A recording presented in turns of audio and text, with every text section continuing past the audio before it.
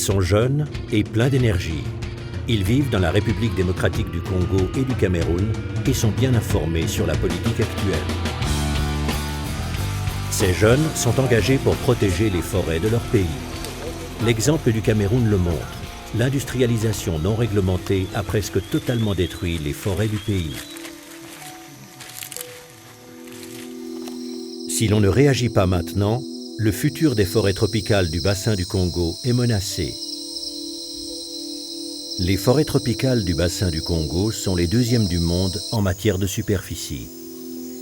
C'est aussi le lieu de vie des gorilles, des chimpanzés, des bonobos et des éléphants des forêts.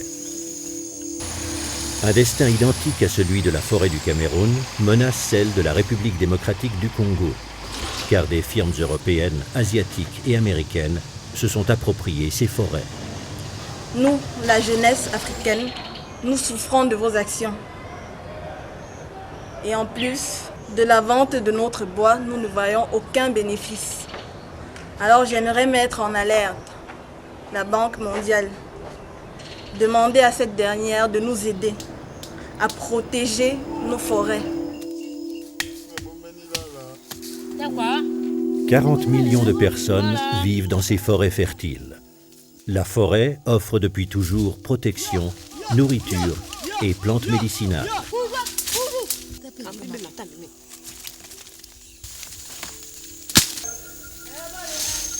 Nous les jeunes, nous avons remarqué que les populations autochtones qui vivent dans ces forêts n'en bénéficient pas.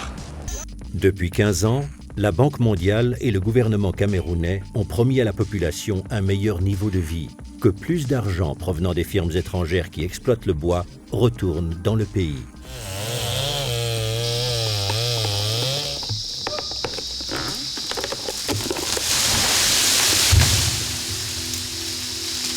Mais cette promesse n'a jamais été tenue.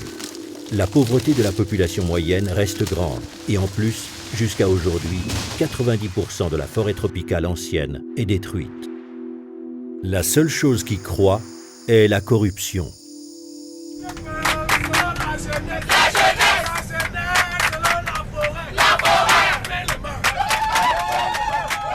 Sur mandat des organisations africaines Senadep, CED et de Greenpeace Suisse, Marine Gobo organise des camps de reforestation au Cameroun. Le but de Marine Gobo est d'éveiller la conscience des habitants par rapport à la vente du bois des forêts et aussi de réaliser quelque chose de concret avec des jeunes engagés. Nous avons, depuis plus de 5 ans, travaillé dans le cadre du projet où nous avons sensibilisé des milliers de jeunes en Afrique.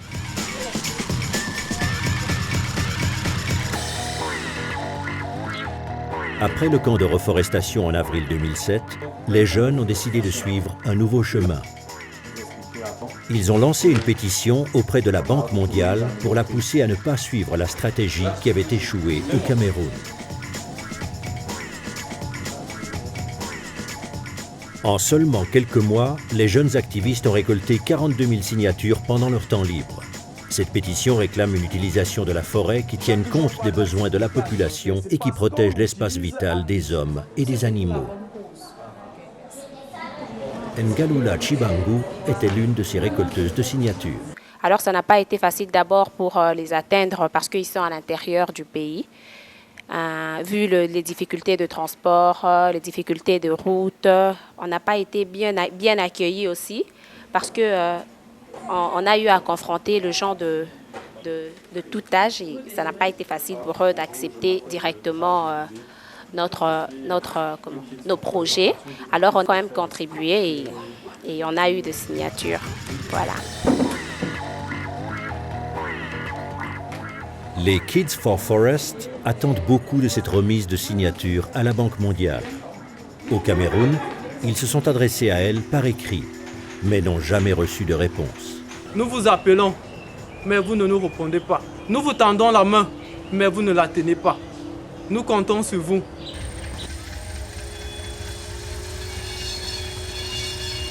Les portes du gouvernement de la Banque mondiale restent fermées pour les jeunes personnes engagées. Par contre, dans la capitale de la République démocratique du Congo, à Kinshasa, tout est ouvert. Les jeunes ne doivent pas baisser les bras sur la situation qui se passe actuellement dans notre pays. Et la patience a payé. Les enfants ont reçu une invitation du ministre de l'Environnement. Pour ces jeunes, un moment unique. Mais leurs propos avaient-ils une quelconque chance de trouver une oreille attentive? Dans le cadre d'un programme Kids for Forest, c'est de Suisse et de l'Allemagne, dans le cadre... Les politiciens ont au moins écouté attentivement. Puis les jeunes protecteurs de la forêt ont officiellement remis les signatures aux représentants du gouvernement. Mais ce ne fut pas tout. Les représentants de la Banque mondiale à Kinshasa ont qualifié cette pétition de sérieuse et ont passé beaucoup de temps à en discuter, car dans leur propre rang émergent également des critiques sur la stratégie de déboisement. Depuis la terrasse des bureaux de la Banque mondiale à Kinshasa, on voit les bateaux qui transportent le bois tropical pour l'Europe, du bois qui n'est destiné qu'à des meubles de jardin ou du parquet. Espérons que la jeune population d'Afrique changera de point de vue sur le transport du bois. La déforestation n'est pas seulement une affaire de jeunes, une affaire d'adultes, une affaire de responsables, mais c'est une affaire de tous.